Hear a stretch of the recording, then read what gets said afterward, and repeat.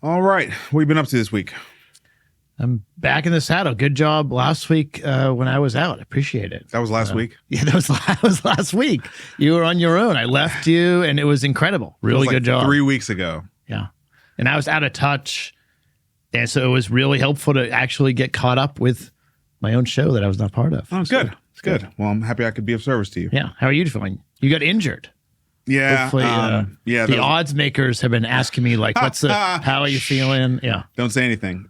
No, last weekend, Rachel and I were in Chicago. I competed in the Chicago Open. It was like a tune-up because Worlds was 2 weeks later. Right.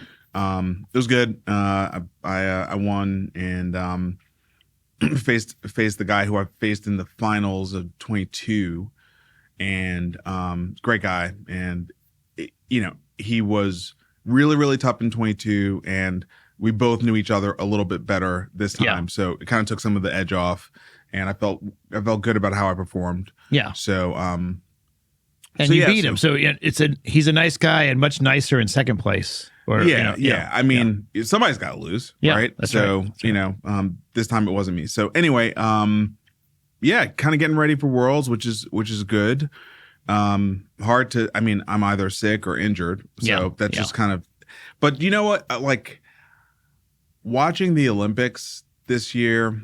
So this is the first time since high school that I'm watching the Olympics and I'm a competing athlete, and it's one thing to watch it and just be like, these people are so unbelievable. Like, oh, did you see what they did? Did you see this? Did you see that?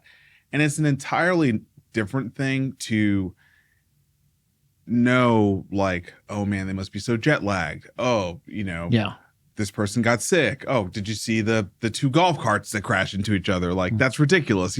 Just knowing all the little things that, the whole Noah Lyles getting COVID thing, like all the little things that go wrong, and then that appointment will still come at the right date, at the right time, and you have to walk out there and perform. Period. End of story. Like. And I thought about it. I forget his name. There's a male U.S. gymnast, really charismatic guy from Michigan. I wish I knew his name, but he did well. But he brought his own bed because he was saying, I'm going to be in the Olympic Village. I don't know what it's going to be like. And sleep is, you need to get sleep. You need to recover. It's a big deal. Yeah. It's a big deal. Yeah. And the gymnastics was really grueling. It was kind of like day after day. Yeah, right. So anyway, I had so much more appreciation for it this year, and it was also really inspiring because I am leading into Worlds, and like, it's crazy, man. Everything is just, I got sick twice this summer, now I'm like injured, and it's just, but that's what it is. That's part of it. Yeah, that's what it is. Right. So anyway. And when you talk about Steph Curry just for a second, he was lights out. And they actually had a little bit of competition, which was great. Yeah. Yeah. I mean, to make it fun. Yeah, that's what I mean. To make it fun until he decided. Okay, we're done. Yeah. Man, that guy is the greatest pure shooter, I think, ever. Yeah. Ever. The range. And some of those are the buckets. Ridiculous. Yeah, he's like double teamed out at the midcourt, and he's like, rain it down. Yeah, and like just swish. Yeah. I mean, perfect. Yeah, he is something special. All right, man, we got a long show because you found too many stories, so let's dig in.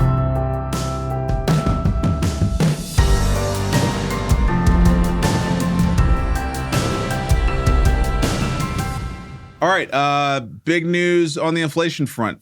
It fell below 3% for the first time since 2021. Yeah. So it's great. I mean, it's been bouncing around at 3-ish, and we got down to 2.9. And so really positive. We had a hard jobs report, what was that, 2 weeks ago, a little while ago. Mm-hmm. And so I think this is the kind of seals the very likely case that the Fed will cut at their next meeting, which is great. We're all waiting for that, hoping for that. Did you see Joe Biden talking about... No. I like non-running Joe Biden. Yeah, he's a little more free. Yeah, he looks better. Oh yeah, I'm sure he's getting more sleep. He got 5 years back. Yeah, sure. But somebody was asking about his economic policy, and he was like, "Yeah, it's a soft landing. Like I told you, start writing about it."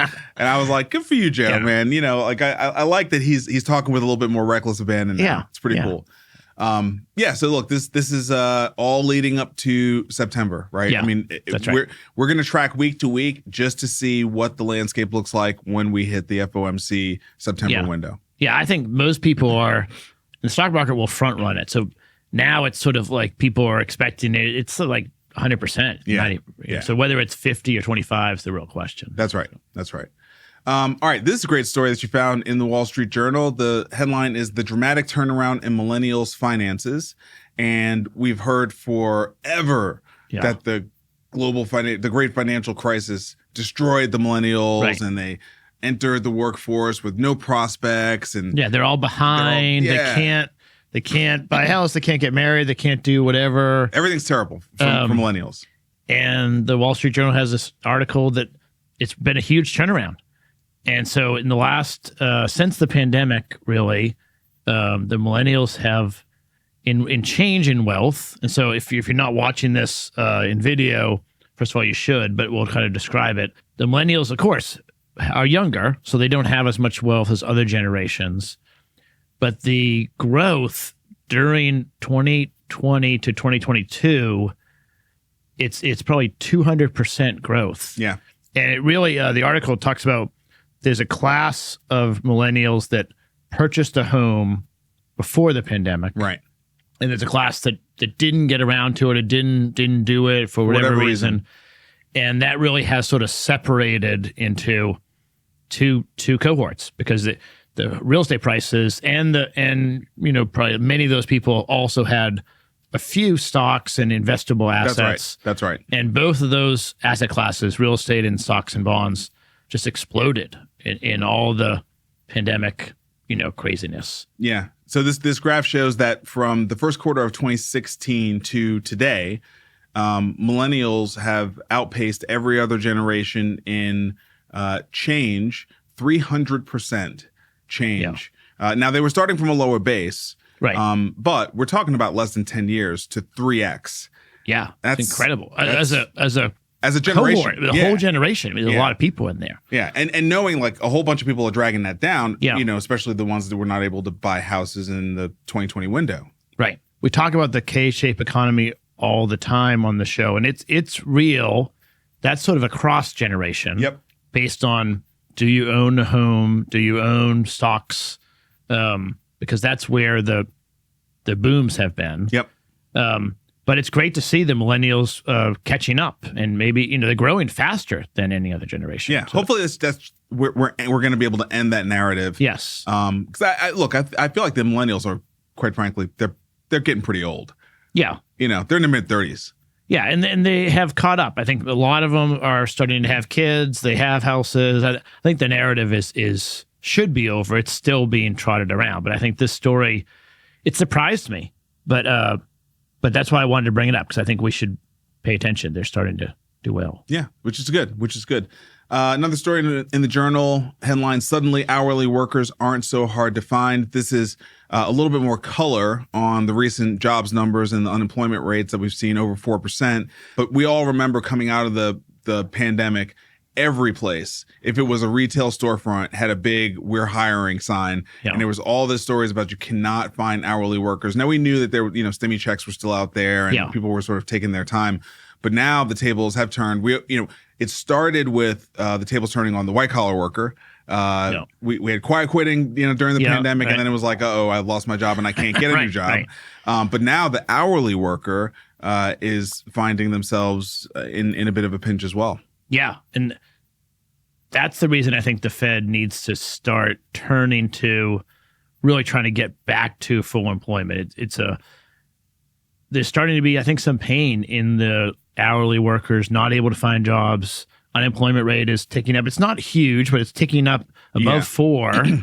And there's not as many open jobs anymore. So there's a chart in here that the open jobs is declining pretty significantly on a month-by-month basis. Yeah.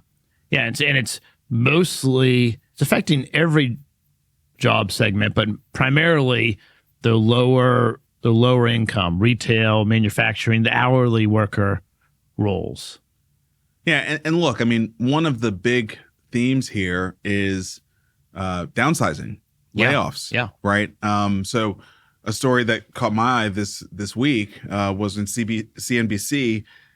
They covered that Macy's is going to close 150 of their stores by early 2027.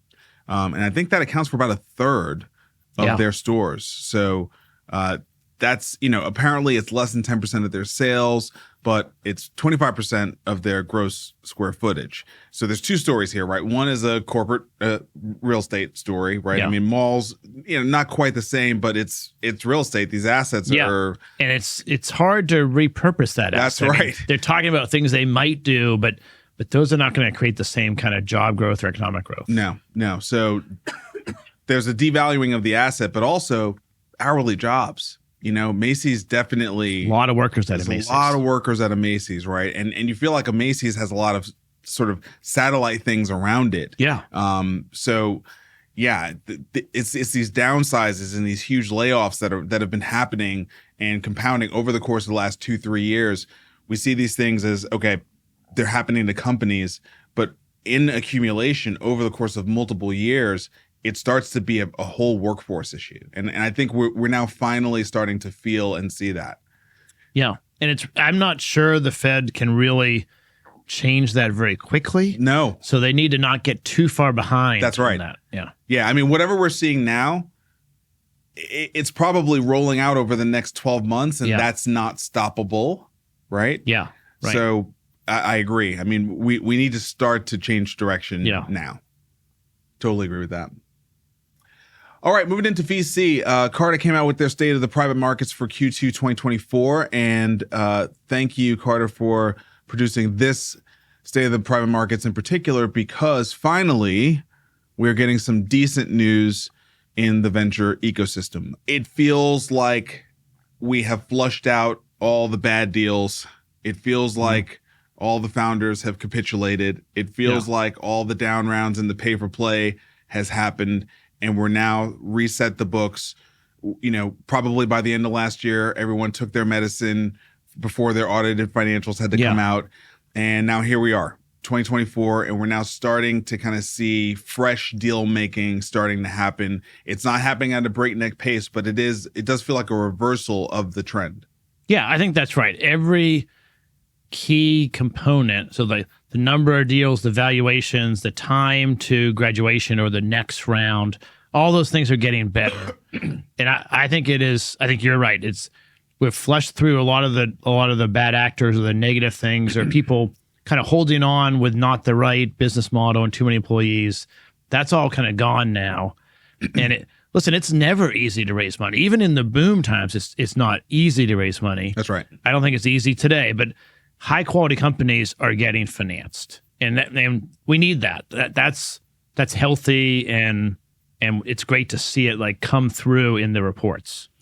Yeah, and I mean, especially great for those companies that were able to hunker down, figure out how they were going to make it through the winter. That we just went through. I mean, I'm not sure. It does feel like we're entering spring in the venture markets. I mean, I don't want to call winter over quite yet, but we are starting to see some A rounds and some B rounds starting to get done now here in the third quarter. And it just doesn't feel like there's that same level of desperation. And it also feels like a lot of companies figured out how to lower their cost of operating, lower their burn, and get more focused on their P&L. So if it changed the behavior, flushed out the bad, the weak hands, and made the strong companies stronger, we should have a really nice rebound coming out of this. Yeah, I think that's right. And when we talk about AI every week here, the creative destruction is hard to go through. I mean, but now you're starting to see most businesses have figured out a way to reduce their cost and increase the way they can deliver for customers. Usually it's not even an AI product, but they're using artificial intelligence to do more and higher quality work with fewer employees and less cost. Yeah. And that was a hard process to go through, and it's painful, but I think we're now seeing the other side of it. We're getting much more efficient startups that can do a lot more with less money. One of our portfolio companies has, through the hard work, figured out how to get their burn down from, it was, up north of $1 million a year, to where it's, I think their net loss next year will be around $75K, which basically means you're cash flow positive at that point. And all the changes they needed to make to get there, those were painful. Yeah, right. changes. Right. And there's real people that changing their job, or they cut staff, or in my portfolio I have all of those. Yeah, it was so hard, but I'm telling you, we went through that budget reforecast meeting and it was just like, wow. Like, this company basically controls its destiny. It just needs to work on working capital now. You know what I mean? Yeah. And now so you empowering. See value creation starting to happen, right? Yes. So I know that company's not the only one who went through that process, right? Many others went through that process. And so I'm excited for those companies, because on the other side of this, there's going to be capital looking for who cleaned up their house, who got fit, Yeah, and we're starting to see that in this Carta report. There's a lot of capital on the sidelines that's like looking for the opportunity. That's right. And it's starting now to pay attention, and there's great companies out there. That's right.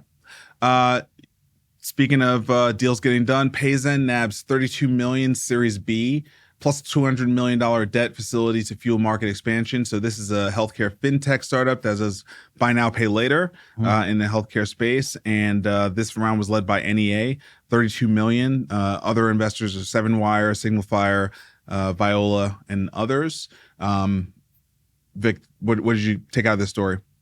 Yeah, it's great to see the buy now, pay later option being brought out there. I mean, it's in a lot of other spaces, and healthcare is very expensive. And I think in general, people want to pay a fair price for healthcare, but it's difficult to make that huge one-time payment. And so a structure where you can pay over time at reasonable rates, I think, is great.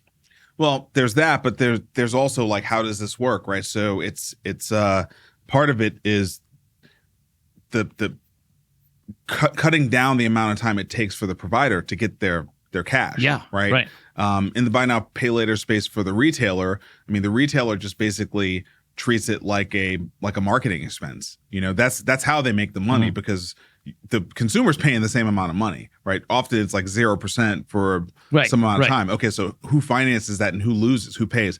The retailer pays the buy now, pay later company sort of for getting access to the cash right away, while that company takes on the risk of holding the and we know that you can negotiate with providers. Exactly. Probably most people listening know that, but most patients don't know that. That's right. And so this is a great way to say to the patient, we will allow you to pay this over time, which in reality is not that hard to negotiate, but it's in a structure that they're used to, and I think it's good. Yeah, and look, I mean, you're taking away the business of managing credit risk from a provider who's not very good at it to an organization that's dedicated to doing that. And for the provider, you just get your money faster. Right. So this is actually something that really does make a lot of sense, and probably should be scaled out beyond just this one company. All right. Next story here. MD Ally raises $14 million for virtual triage. So a couple of friends on this deal. Shout out to Toyo Louis from Saya Ventures, who was in early on the, I think, seed round of MD Ally. Catherine and I looked at this deal. We were too late to it. It was during the pandemic when I met Chantel and Chanel, and she was already like, I got money. I don't need your money. And now Derek Dedeker at First Cressy led this round, and so congrats to him. And I'm just happy for them and sad for us that we didn't get to play in this round, because this is a great company, really great company. They focus on basically optimizing 911.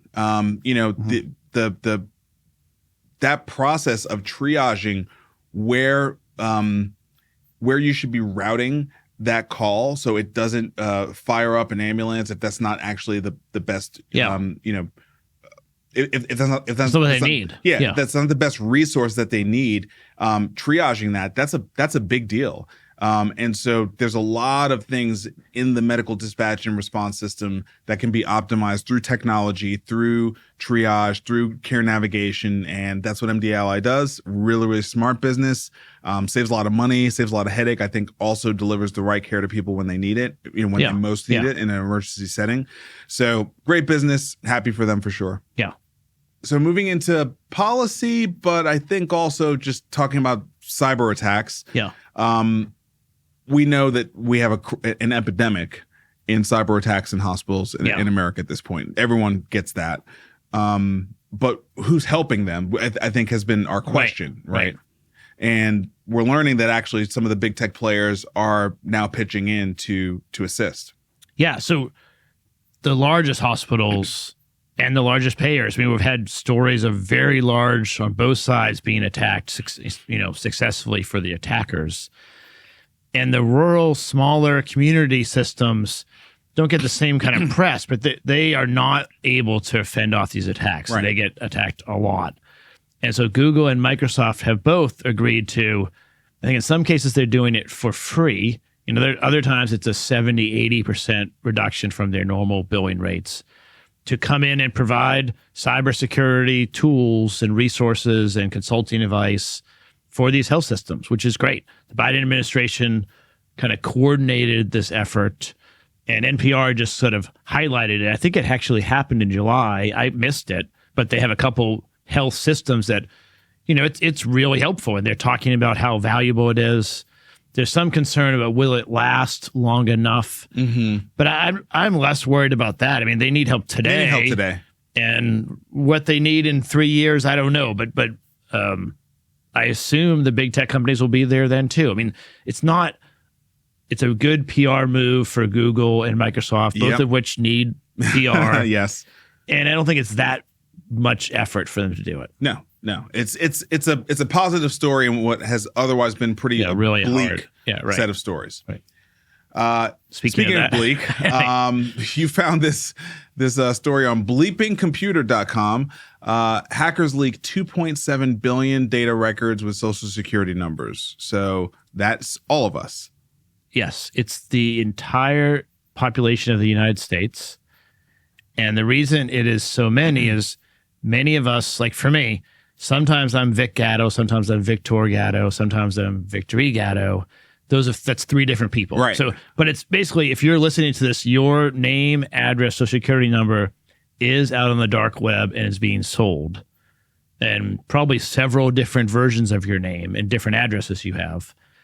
And it's already out there. Yeah. And there's not much that we can do about it. I mean, this all really kind of went down in a bad way when Equifax got hacked, right? Like, yes. That was kind of like the beginning of knowing, okay. Yes. That's the honeypot. Right? Yeah. Yeah. And this was a different company, but same space. Background checks and credit scores. They had aggregated everyone's Social Security. They had aggregated all that information, and they got it stolen from them. Yeah. Yeah. So, look, I think most of our listeners are probably already doing this, but you should have credit monitoring and dark web monitoring. Yeah. My credit score is frozen. You should have your credit report locked. Yeah. Like you just have to. You just have to at this point, because all our stuff is out there. You can't think your stuff is not out there. That's right. All right, this has been a big story. Google now really squarely in the crosshairs of antitrust suits, and the judges are starting to move in the direction of saying Google is a monopoly. Yeah. And I think everyone's known that for a while, but now we're starting to get some validation on that fact. It does not feel like we are going to move aggressively into a breakup phase. It seems like everyone wants to be very thoughtful about this and about how we reconcile the fact that Google totally controls the search market. But it seems that it is no longer a question that Google is a monopoly. Yeah. I mean, it was found in a court to be a monopoly in search.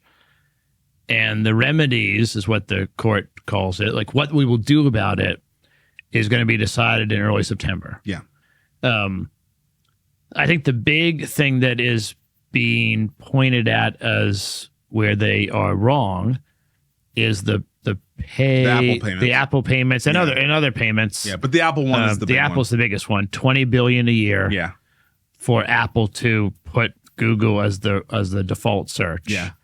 And I think Google decided to position that as profit sharing. Yeah, right. Yeah. And I think what was interesting is in some of the testimony, people from Apple said, well, if we didn't do this with Google, we just wouldn't do it at all. Yeah. But the fact is that they took the money and they have done it for several years.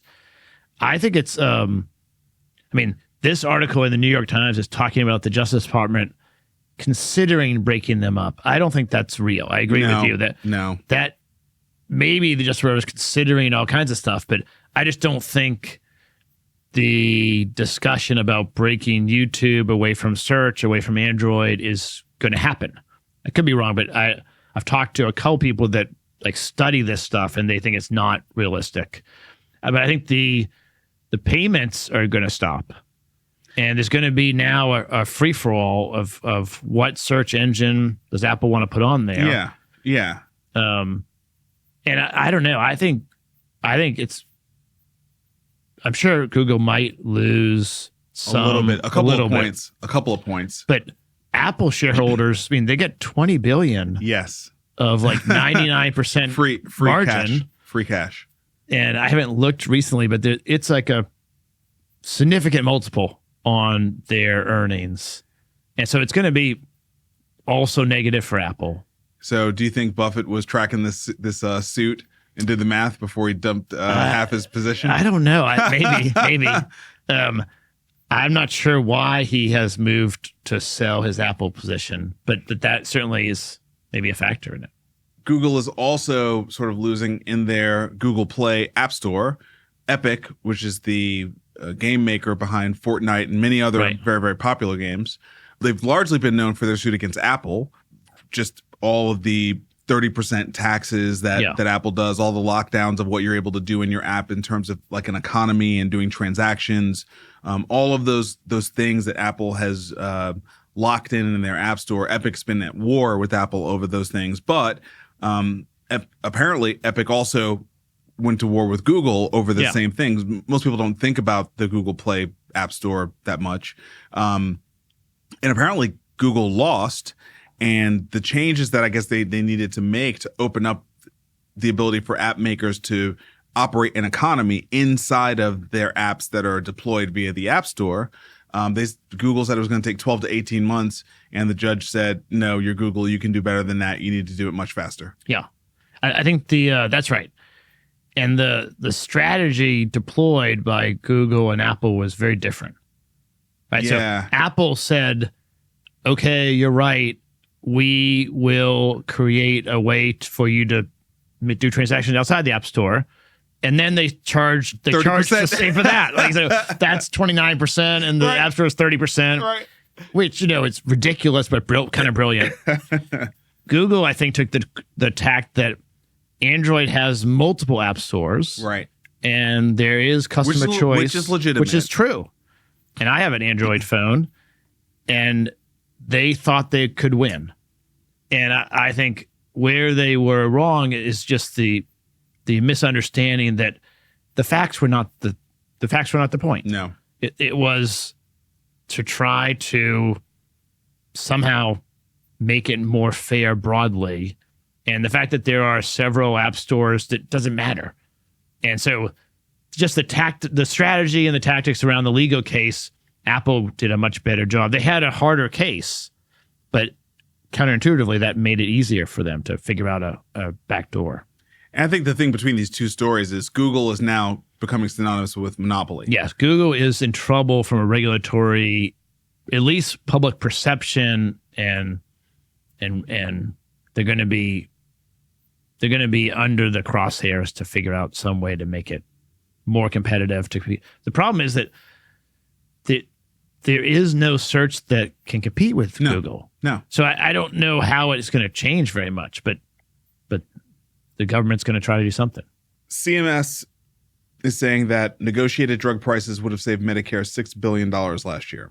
So they came out today with the 10. Is it 10? The list 10. is on here. It's listed 10. Yep. The 10 negotiated prices for the 10 drugs that they negotiated. And there were significant savings. And so next year, these prices will kick in. And the federal government will save, roughly $6 billion next year. It's not true that will be passed on to Medicare or Medicaid participants. No. The federal government's going to save That's the money. Right. I'm in favor of it. I think it's good to do. I don't know why 10 is the number. Maybe it's because it took them, 8 months they started in the first quarter. I think they started in February. So maybe if they had done 15, they would have never got it done in a year. But at least they're trying something. Yeah, I mean, they took 10. I think they tried to take the 10 most used. It was some algorithm of the most commonly used and the highest price. Yeah. So that it's the most cost to the federal government. Yeah, and then when we look at who the pharma companies are between the 10, no pharma company represents more than 2 of the 10. So I think that also probably gives you some diversity and make sure you're appropriately spreading the love, if you will. Yeah, love or anti-love. Right. Yeah. All right. So not so great story. Monkeypox outbreak has started. I'm not sure if it actually started in Africa, but it has really gotten serious in Africa. Yeah, we've lost control of it in Africa, or it's a serious health emergency. The WHO has declared a health emergency in Africa. Yeah. Yesterday. Yes. And I wanted to make sure I found the numbers here, because I remember seeing that there were over 500 deaths this year from it. So that's pretty serious. Yeah. Many of the cases that have been reported this year, more than 14,000 with over 500 deaths, largely in the western part of the country. Yeah. Yeah, and it's 500 people dying is terrible. And I think we need to try to get control over it, but it's good that they've declared an emergency. I think that unlocks a lot of money and resources and support to try to stop it. Yeah. And by the way, those numbers were for the Democratic Republic of Congo. So that's just one country. That's just but that's the worst. That and South Africa are the two worst. Okay. I think. Okay. And then apparently now So that was yesterday. That was yesterday, yeah. And then today, 2 hours or 3 hours ago, we're recording on Thursday, the first case in Europe was detected. Sweden traveler coming from Africa. And so maybe not that surprising, but we're all scarred by the COVID pandemic. We're just a global interconnected society. So our thinking that it's going to just stay in Africa is not realistic. Yeah, and the last time that we had a flare-up of monkeypox, there was a shortage of the vaccines. Mm-hmm. So there's the whole shortage issue, but there's also the whole vaccine issue, because now we've got a very big vaccine trust issue. Yes. In the world, but certainly in America. Yes. Very, very big vaccine trust issue. So I don't think those two things overlapping is great for it's terrible. This outbreak. The lack of trust in our healthcare institutions is really dangerous. And I don't know how to roll back the clock.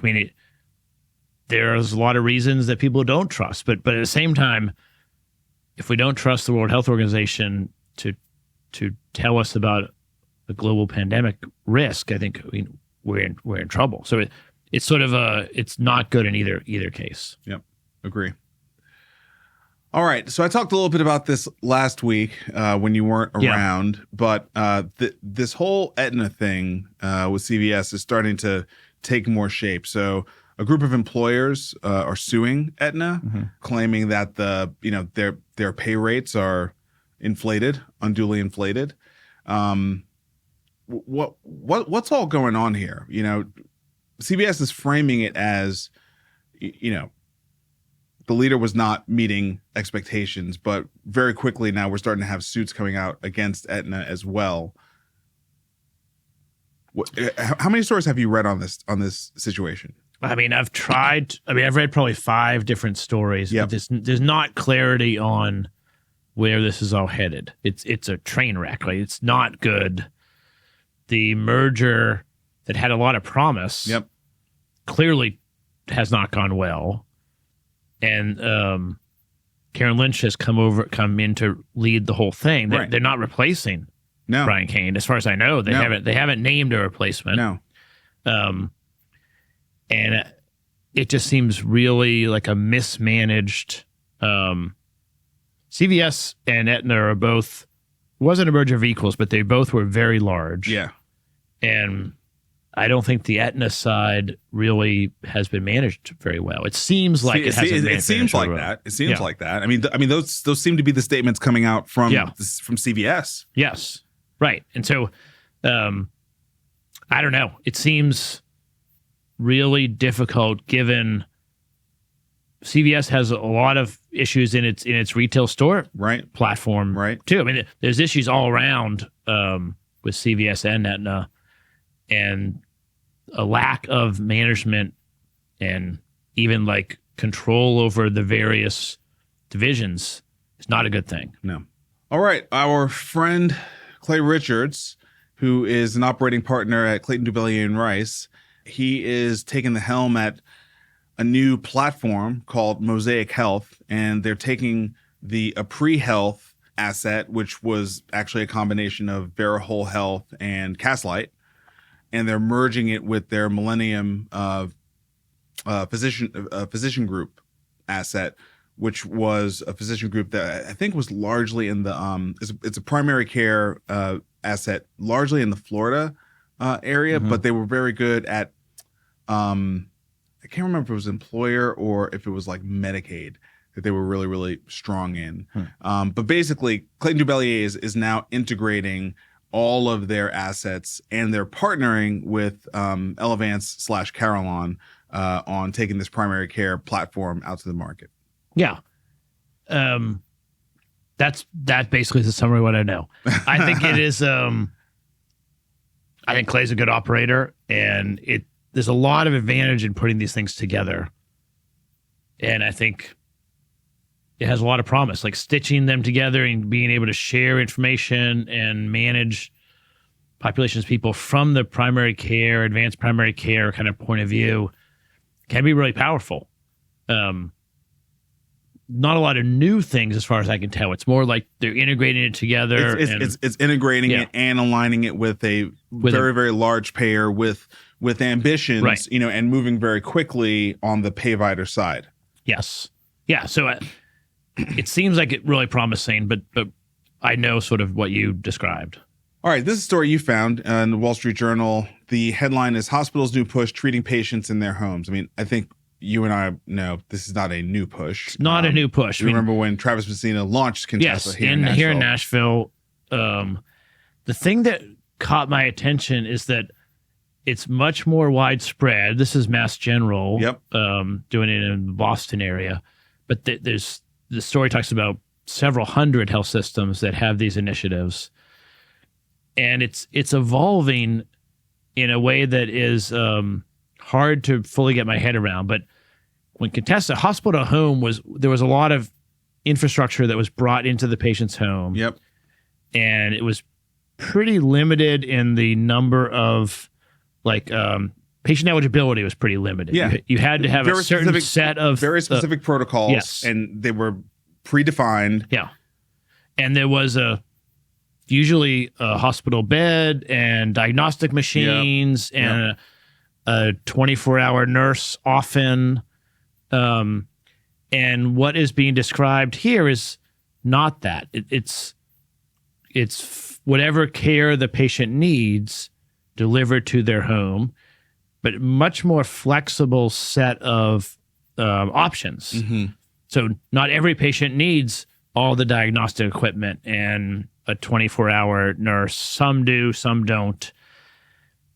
And I think that is, on one hand, really attractive. Like, if we can make the patient... Not everything is ICU. Yeah, right. If we can make the patient get to recover in their home with their family, and the pets is a big piece, and their loved ones can come to visit them easily, not have to go to a new place that's maybe hard to find and not where they can easily come by after work. That's a net positive. That's a good thing. That is good. But there seems to be a lot of questions around, well, what patient populations are eligible for this and what services would fit. And a lot of the description in the story sounded much more low acuity, more like home health set of services and equipment, meaning very little equipment. Right. And, hold up your iPhone to talk to a doc if you need to get a doc's opinion on something. And, well, that's maybe going to be a more efficient way to do it. It also opens up lots of opportunity for billing at hospital rates for what really is a home health service. And I couldn't find clarity. And in fact, in the article, there's a lot of discussion of regulators having concerns about the trend line. And so, yeah, it's not a new story, but the scope and scale and the sort of diversity of patients that are being treated seemed worth mentioning. And I think what's really interesting is that patients will want this. Oh, patients definitely want it. Right. Yeah. So I kind of think... And hospital wants it. If you can build the inpatient rate... Well, of course. But I guess what I'm saying is from the regulator's perspective, patients want it. I say that in the same vein that I would say consumers want it, right? Like it doesn't mean that regulators won't act aggressively, but it does create a little bit of a headwind for regulators when it is something that the public wants, right? If it's not politically popular to overregulate this thing that is popular and let's be honest, right? Most people who are going to be eligible for this are going to be like Medicare, recipients, right? Which is a really strong voting block. Strong voting block, and they're not paying. No, and they're not paying. Right. So, and they're not paying. I mean, let's take it to the extreme. Home health care is a hard business. Yeah. We don't reimburse enough, in my opinion. No. And we should reimburse more and then have home health responsible for visiting more and providing more services. Yes. And there's an opportunity. I'm not saying that Mass General's doing this or anyone's doing this, but there's an opportunity to sort of have reimbursement for really hospital services, but deliver, let's say, a more higher service level home health kind of care. Right. And if we want to do, I would be in favor of that. Sure. But you got to do the work. We should talk about it and get some kind of new reimbursement code. Yeah. You got to do the work. Not just pretend like it's hospital to home if it's not. Right. And right. I think you're right. The patients will like it. The hospitals like it. The healthcare workers like it. Sure. The only person that doesn't like it is the taxpayer who doesn't even know. Right. And so, yes, it's going to tend to have no one on the other side talking about it. Yeah. And, if we want to fund that as a society, that's great. I might be in favor of it, but we haven't decided to do that. We're just sort of doing it. Tolerate hospital at home. Yeah. All right, here's another kind of unorthodox thing happening at hospitals. Northwell Health has built a production studio, a movie studio, on their facility, and they're going to develop documentaries, films, and TV shows. Yes, and I don't even know. I don't know why this makes sense, but they've already done it, and they're doing TV shows and documentaries. If they want to do marketing and PR, that's marketing and PR. But producing TV shows for Netflix does not make sense to me. But hold on.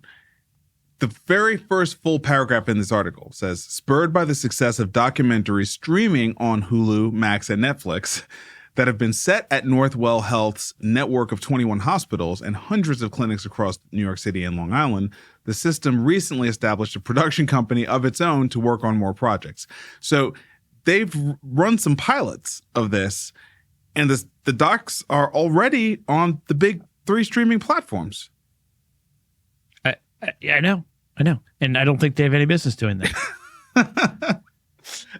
I mean, well, look, I mean, it's not an entertainment studio. No, but it's a but it is. There's what they're creating. Yeah, but it is a communication medium, right? And I think what feels savvy and real, especially in a time where we want to talk about entertainment. I mean, the media industry is collapsing in front of our very eyes. Yes. And you were in the media business before, but so it's no surprise to you. This thing is collapsing right before our very eyes right now, right? And I mean, WPD, Paramount, I mean, you name it. They're just getting crushed. And part of why that's happening is because we have distributed the ability to produce to everybody. And we've distributed channels everywhere. And it now feels more, I mean, look at us. What did we do? Look, if we were to ask our LPs, should Vic and Marcus build a studio in their office?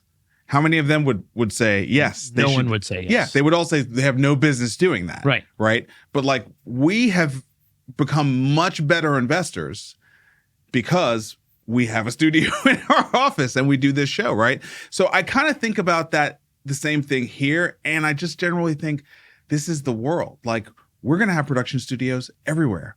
Nowhere is going to be off limits for it because you have to control the medium of communication about your business. You have to. You can't rely on PR. You certainly can't rely on the incumbent media ecosystem to do it. I mean, they're always going to get it wrong. So you got to be out there communicating your own brand the way you think is best, I think. I agree with that. I think we should, and health systems should communicate their brand in the best way they can. And I'm also in favor of letting people see behind the scenes and showing that doctors are people too and nurses are people too, and they're trying their best. And unfortunately, in healthcare, not every patient survives, and it's hard and really important work. I'm in favor of that.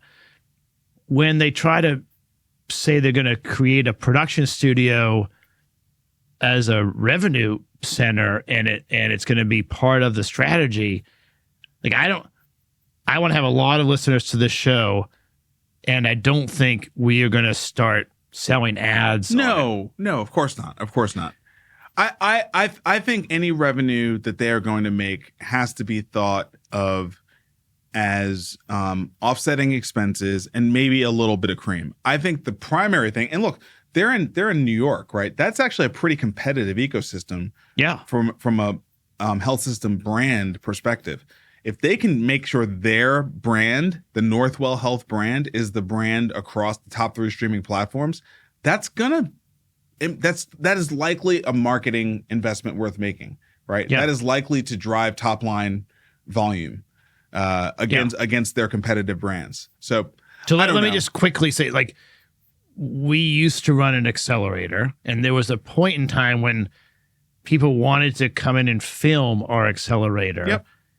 And I was allergic to that. Like, I think that would be negative to the effort of helping a company grow. Yep. And detrimental to the mission. And so if they are showcasing the great people at Northwell and using it as marketing and PR, I'm in favor of that.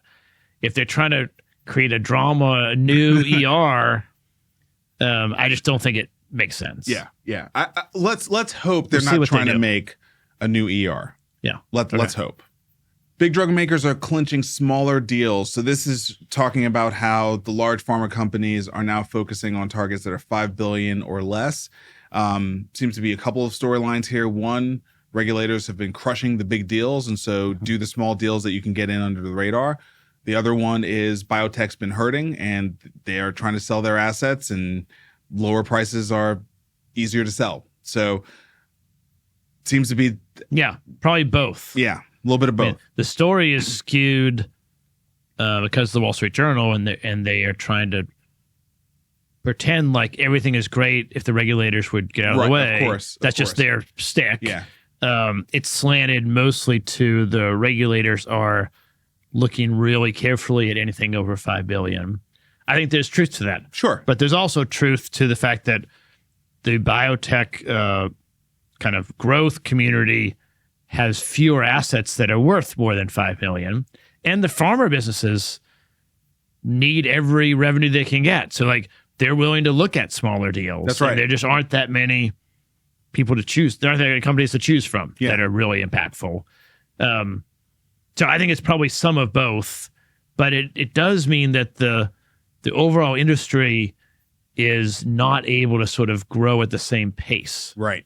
Whatever the underlying reason is, I think you're not going to see those mega blockbuster deals as often. Yeah. And to that end, we're now seeing Roche considering the sale of Flatiron Health. Yeah, which is a big that. unwind. Yeah. Right. When Roche bought Flatiron Health, to me, that was like one of the capstone acquisitions of a pharma company getting into digital health, getting into data.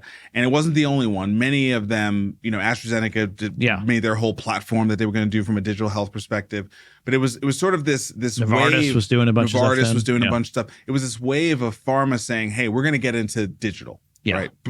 Digital data, extending away from biochemistry and physical pills on the shelf into digital solutions. Yeah.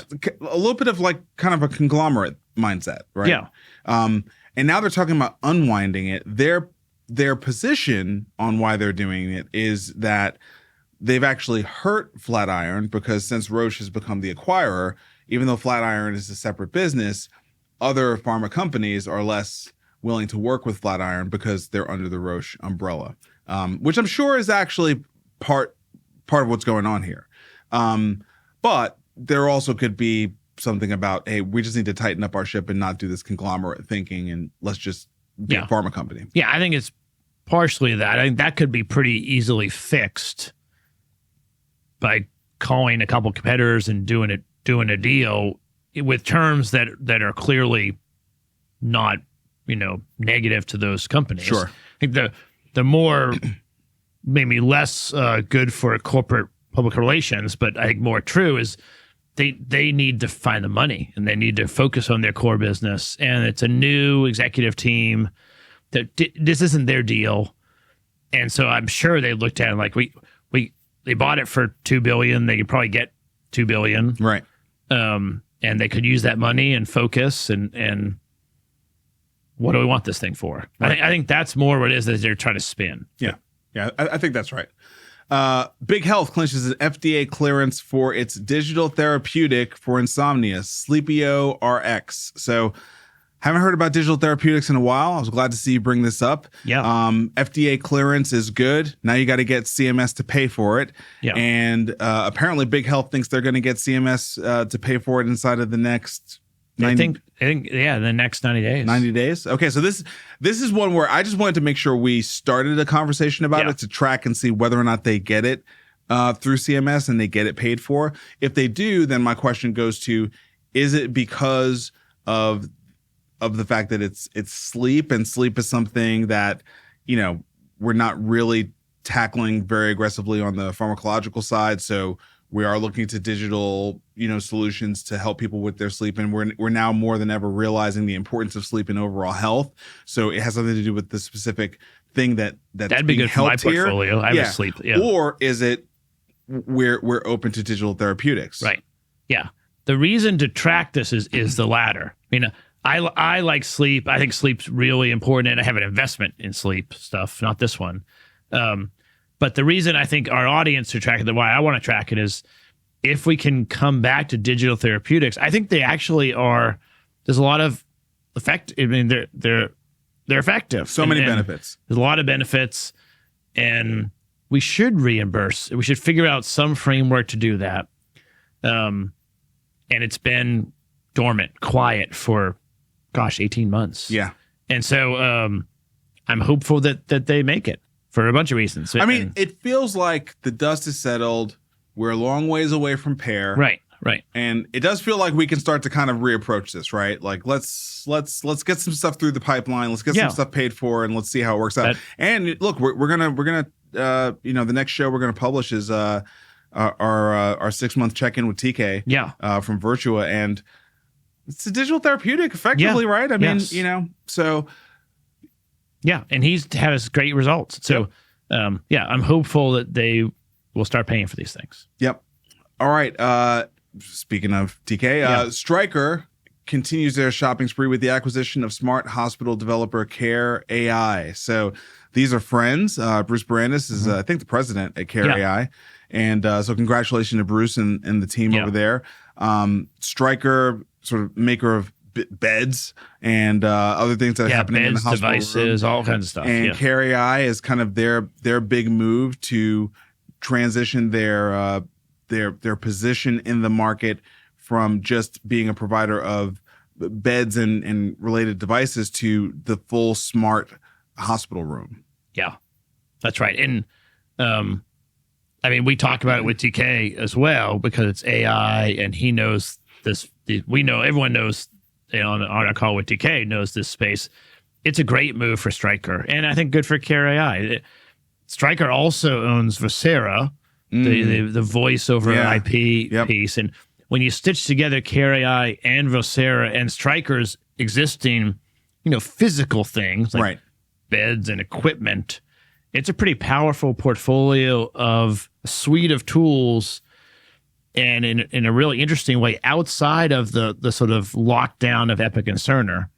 Yes. Which I love to see. I mean, I want someone to keep them honest and force them to do something. Yeah. And so I don't even care who wins. Just the fact that there's going to be competition will be good. Agree. Headline of the story in the New York Times: A.L.S. stole his voice, AI retrieved it. This is a profile on the second Neuralink patient. Yes. And it's a great story. We'll put the link in the show notes. A.L.S. is terrible. It also is a progressive disease. It's fairly slow. So he knew he was going to lose his voice, and read the story to his daughter and all this really kind of emotionally hard things. And Neuralink, it's the second patient. Neuralink has restored his voice, which is incredible, and really just positive for humanity that we can do this. It's only the second patient, but it's the second successful patient out of two, and I'm excited about it. Yeah, it's really good. It's a big deal. I love Elon the engineer. Yeah, yes. If he'll stay out of politics, I'd like him more. Just get off X. Yeah. Just give it back. Give it back to Jack. Vivid Health brings generative AI into home health care, hospital and home services. So this is kind of a care navigation, care planning LLM that interacts with patients, listens to them, but also accesses their record, and helps to basically navigate what they should be doing at home, what kind of caretaker setup they need, et cetera, et cetera. Yeah. So I think we have progressed beyond covering all the back office things. AI is now, I think, accepted. I mean, people are still adopting it, but that's right. That's not novel anymore. They are using it in developing care plans and interacting with patients and they change what you do tomorrow with the patient. Yep. Which could be incredibly valuable. Yep. And it also, the clinical side of generative AI has a lot more opportunity, but also more safety things to think through. But and then it ties back to the home health care and hospital at home. They're merging the two together. Yep. Because they probably don't see much of a difference between the two. Right. All right. Final story. I'm going to let you take this one, man. Quantum computing. People have been talking about quantum computing. It's over my head technically, but basically, instead of ones and zeros, you get all grades from 0 to 1, including 0.5 and everything else in between. So a lot more complexity, also a lot more power. It is hard to manage the quantum bits in a way that's useful. So I think for a long time, we've had quantum bits, we couldn't really do much with them. Yep. And this story, which is in TechCrunch, is saying that in the next 5 years, there'll be an ability for quantum computers. They can't do everything, but they will be able to decrypt RSS encryption, which is what everyone's bank uses. That's right. The normal encryption. And in the next 5 years is pretty short. Yes. And so 3 different standards have come out so that encryption professionals can begin putting in tools that can fight against that, because you have to start now if you want to be ready in 5 years. And so this was shocking to me. And maybe you've been following it, but it was shocking that the quantum was gonna work in 5 years. I know quantum is going to destroy our RSA encryption. Okay. I was not expecting in the next 5 years. Yeah, got it. Okay. Because, I didn't know the timeline, but the next 5 years doesn't surprise me. And I also know people have been working to counter this because they know it's inevitable. Yeah. It's definitely going to happen. Whether it's 5 years or 6 years, Yeah. I mean, it's soon. Yeah, Much sooner than I thought. Yeah. I was thinking it was much further away, 20 years, 30 years. No. If we're going to put new encryption into our banking system and our credit check system and all of our systems, it takes 5 years to do that. I mean, dude, we're talking SSL. We're talking like the ability to transact online. Yeah. We're talking all cryptocurrency. Yes. I mean, quantum breaks all that. Yes. All that. So forget people having my social security number. Yeah. They don't need that. No. They just go into my bank, send themselves money. They don't need my social security number. That's right. And it's really a state, like a country risk. And so, I don't know. I wanted to talk about it, and I think it's good that we are coming out with new encryption methodologies that can protect ourselves. Yes, good and very important. Yes. And also, just a reminder that staying ahead of things from a technology perspective is a national security matter. Yes. It's like you don't have a choice. You've got to invest in this stuff. And investing actually means having great immigration policies, because you want to be able to import the best brains in the world so that you can stay ahead of everybody else. Yes, that's right. And a great VC apparatus, and great entrepreneurs, and great inventors. And the United States has that. And so we just have to keep investing in it. Right. We've got the setup to win. Yeah, that's right. We just have to try. Yes. Yeah. So on that anyway, note, yes. That was good, man. That was good. All right. You're around for a while, right? No more travel? No more travel. I'm here. Okay, good. Yeah. Well, then I'll see you next week. Yes.